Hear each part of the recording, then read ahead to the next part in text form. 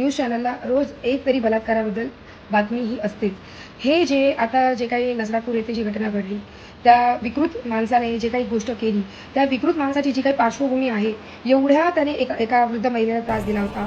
त्या महिलेवरती अत्याचार केले होते. त्याच्यानंतर त्याने त्याच्याच घरातल्या त्याच्या पुतणीसोबत वाईट कृत्य करायचा प्रयत्न केला. ह्या सगळ्याबद्दल त्याच्या विरुद्ध केसेस आहेत. एवढं सगळं असूनही तो आरोपी बाहेर मुकाट का? ह्याचा जाब का देत नाही आहे?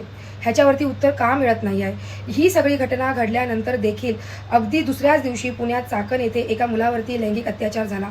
काल पुण्यामध्ये पर्वती येथे एका सख्ख्या आजोबाने अतिप्रसंग करायचा प्रयत्न केला.